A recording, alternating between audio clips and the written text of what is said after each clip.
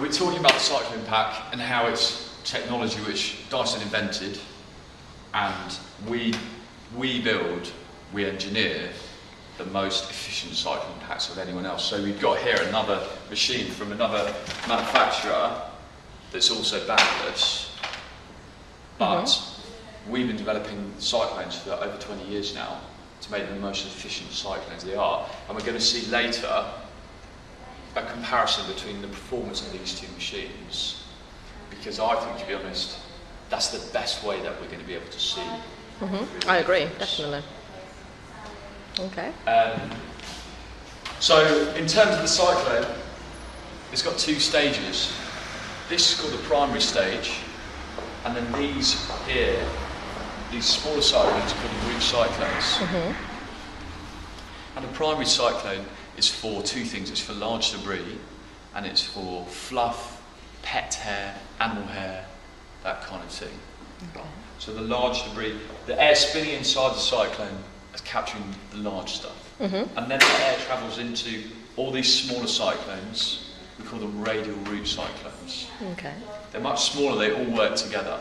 And that's capturing the real microscopic particles of dust. We talk about even down to the extent of capturing allergens as well. Okay. And that is what delivers a machine that's never going to lose suction, but still captures those microscopic particles. But of course, there's a lot more to a vacuum cleaner, and one of the most significant parts about the vacuum is going to be the clean head. Okay. Because it's the clean head that's picking the stuff up. You know, that's what you want it to do. And there's a number of really interesting features about the 41 Mark II clean head. One of the things you'll notice here is it's got what we call an active base plate. You see this base plate moving here? Yeah. What that actually does is it automatically adapts between floor surfaces. Okay.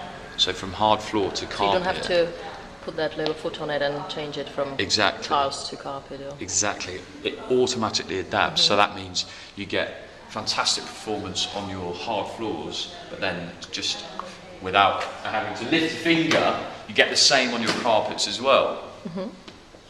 And then in terms of usability, one of the technologies that's absolutely unique to Dyson that you won't find anywhere else is the ball technology.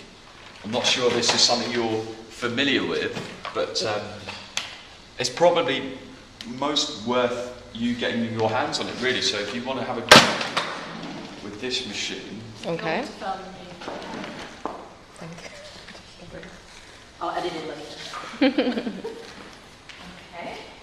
And have a go with it, see how it feels for you. I mean, the strength of the machine really is very easy to operate. yeah. So all the significant components of the machine are within the ball. So the centre of gravity is very low to the ground. Okay. So that means two things. It means it's very light in hand, and it also means it turns very easily. If you compare it to a machine like this. That's probably why I've never had an upright vacuum, because I was used to the other ones. Yeah. And push. Why don't you compare it to a machine like this to see the difference between the two?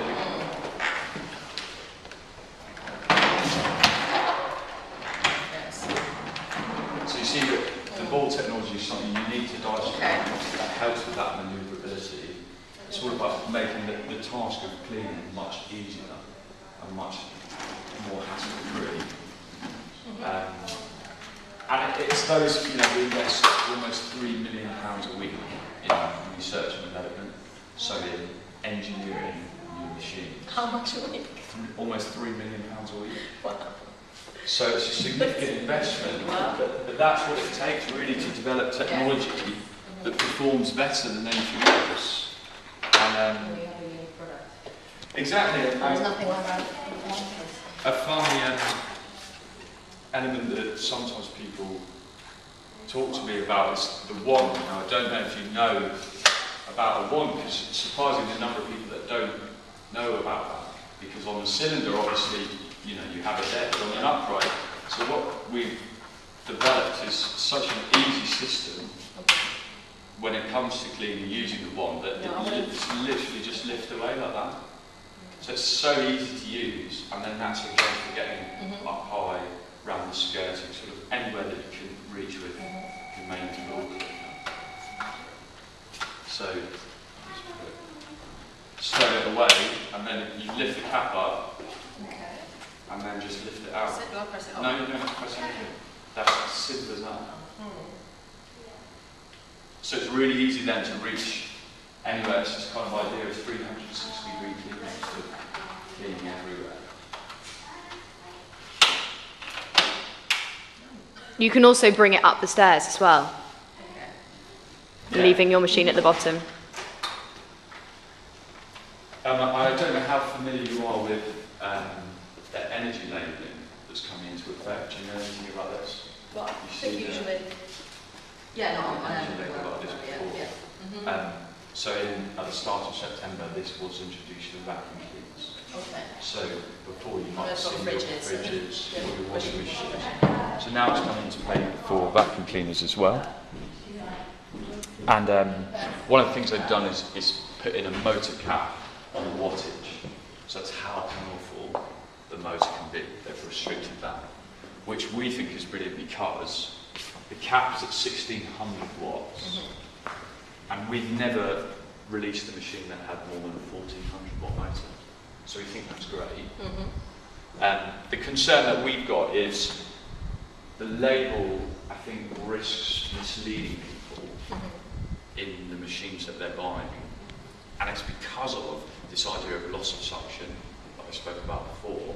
So they'll think Because, they've got well, the a problem very efficient is, thing, but when they're testing for this label, they don't test the machines with dust in them. They test them completely clean. So what a vacuum that doesn't cleaner make does, sense really, does it? what it does day in and day out, they don't test Okay. with dust in So them. have you suggested, can you, as a brand, do something about it? Can you suggest, why Yeah. is it not tested like that? Because, That's an excellent question. We're actually taking it to a judicial review in the European courts to highlight the illogicality of this issue. You know, if you, it's anything from a fridge is tested with simulated food. If you test in a washing machine, you put plates in it. And it's the same for vacuum cleaners as well.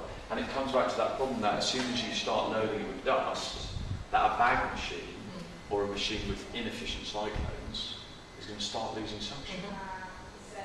But the energy label doesn't account for that. So that's why we're worried, but it's more than that. I don't know, how many bags do you think get thrown into landfill every year? How many millions? I have absolutely no idea. A lot. Yeah, no, I can imagine because, well, I've stopped using bag, vacuum cleaning years ago because we just went for Dyson. It's so much more convenient. I was just, because the bags are expensive, and I was always, and just went for the Dyson and been happy since then. But Bags also clog, so you lose suction almost immediately. as you said. It's, Well, I'll tell you, it's 126 million bags get thrown away every year. wow, Get put into that landfill. is a lot. And at the moment, the energy label, it not only doesn't account for the environmental impact of that, but it's what you picked up on as well, it's the cost of that as well, which could be over 10 years, could be £499 worth of bags. So it's a significant cost, but it also it's that environmental cost as well. Yeah, no, absolutely. Imagining 136 million.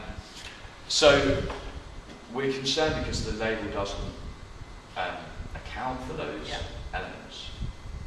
And just by way of an example, we'll have a look at two of these machines here.